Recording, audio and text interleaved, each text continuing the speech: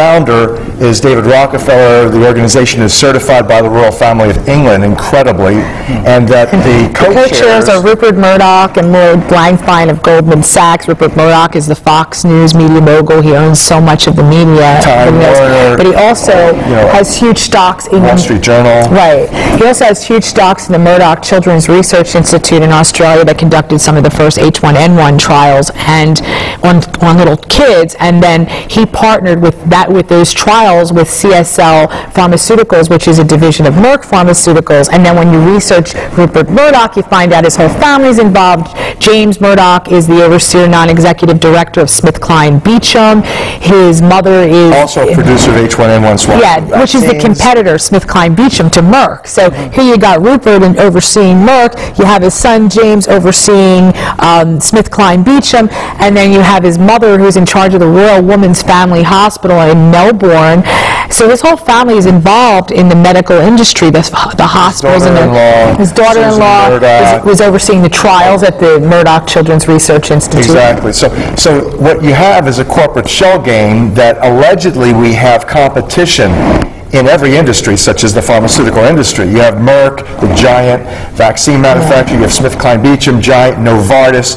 All of these guys that you think are actually in competition have backroom deals where they're actually engaged with one another in setting the prices, establishing the agendas, directing the pharma media, the pharmaceutically, basically promoters, propagandists that are issuing the frights, that are generating all of the concerns, not only in We the People, but also on Capitol Hill, to move legislation and mass purchasing, mass stockpiling of vaccinations and pharmaceuticals. Billions and billions of dollars are generated in this way. And then Goldman Sachs, who co-chairs with Rupert Murdoch, who everybody knows, huge. Goldman Sachs has been on the news every day. You hear about all the stuff in the fraud that he's committing, which we'll get to. But he's also the huge stocks in ABC Disney.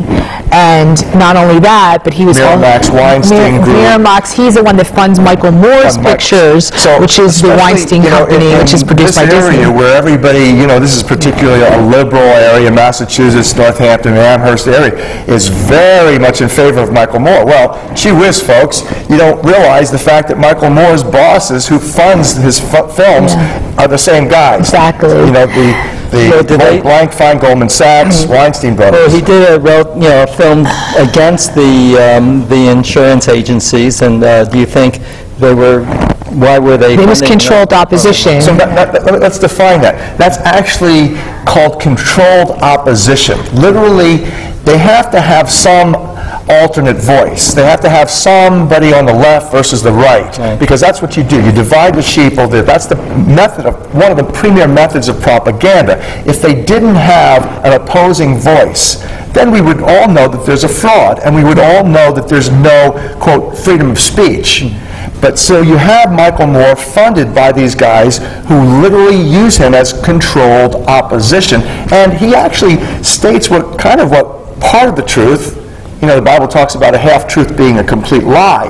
You lay out a half-truth that doesn't give you the full picture, that if you had that full picture, you'd really see the wizards pulling the strings like Michael Moore's financiers, Lloyd Blankfein and the Harvey Weinstein brothers. All these are the people who are investing then in the tragedies and the travesties. The industries, such as security industry. Look at what happened after 9/11. Look at what happened in healthcare after H1N1. And now currently they're saying that we're going to have H5N1 this coming fall recombined with H1 according to the officials. This moves vast industries. Infection control industries, medical industries, pharmaceutical industries, security industries, all of these major industries incredibly are directed heavily by the graduates of Goldman Sachs, Lloyd Blankfein's group. In fact, if you look at who runs the United States Treasury over the past decades, it's always been a graduate of Goldman Sachs.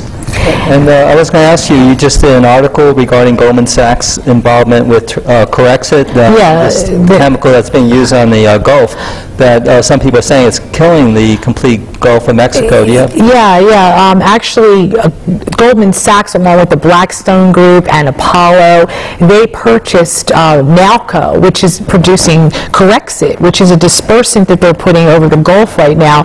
And what that does is it actually hides the oil. The oil comes to the surface, the Corexit is sprayed, and it goes down lower into the sea level, but it's really like sweeping it under the carpet. It's not really doing anything to get rid of it. It's actually making it worse.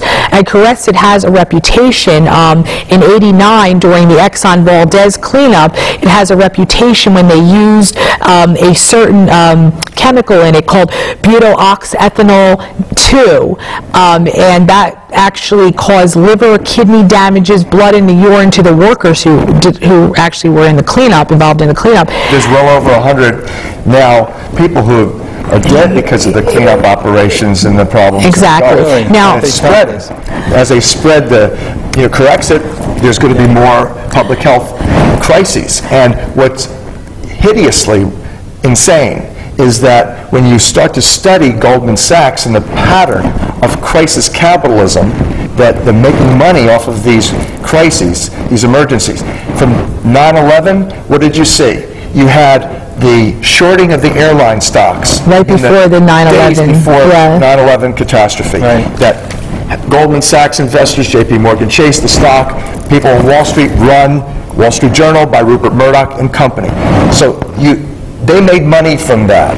Then you had the... They purchased Boots and Coots, Halliburton, which, another interesting thing the mainstream media is not talking about, and they constantly are talking about Obama. They're blaming Obama, and they're blaming BP for the whole oil spill. They're not talking about Halliburton. They're not talking about Goldman Sachs. Now, and Goldman Sachs shorted the housing industry. Now, this is they shorted the housing industry. They were heavily involved in it. You had, in the days, 2 days, it was in fact on Earth Day, when the first mentioned that Goldman Sachs had shorted the American housing market. The real estate crash was largely brought on because of the shorting of the real estate investment stocks. And now the mainstream media was starting to focus on Lloyd Blankfein and Goldman Sachs. He's the CEO of Goldman Sachs. Suddenly now you had an explosion that was on the oil platform in the Gulf that was being not only monitored and worked on and controlled by Halliburton. That's BP's oil. Halliburton actually makes the cementing for the well. They're the ones who made the well. BP fills their oil in the well, and Goldman Sachs funds it. So here you have a Dick Cheney, you have a George Bush, which Michael Moore in his Fahrenheit 9/11 film fingered for being the devil doers with the 9/11, but the reality is they're still at it because we've done nothing. Right. His controlled opposition has done nothing. And so we, the people, really have got to realize that not only that happened, but this is ongoing. This is what the issue with the Apollo Investment Group, the profiting off of, in fact, 9/11, where we show you in the film Pharma Whores, which now shows you where the money went from the Reconstruction Fund. It was veered to Las Vegas.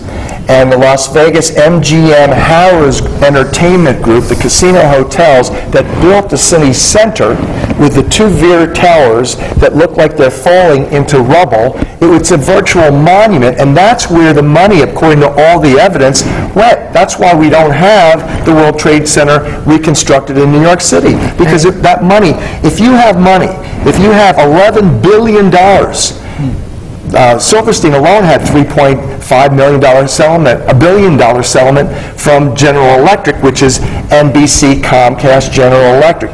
They held the insurance company, and they basically wouldn't let that money sit under their pillow. Nobody would, because they reinvested. So where did the money go? It hasn't been reinvested into the World Trade Center, Ground Zero. It's been veered, and the veered towers is a virtual monument.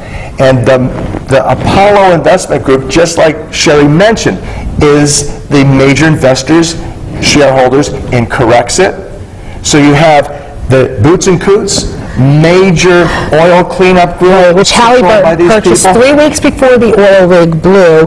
Halliburton purchased this Boots & Cooch, was the largest oil cleanup firm in the world, and at the same time, that's when Goldman Sachs shorted BP. 44% share. They took 44% of their shares out of BP right before, at the same time as Halliburton explosion. purchased So you had Boots & not Cooch. only a diversion of the mainstream media where we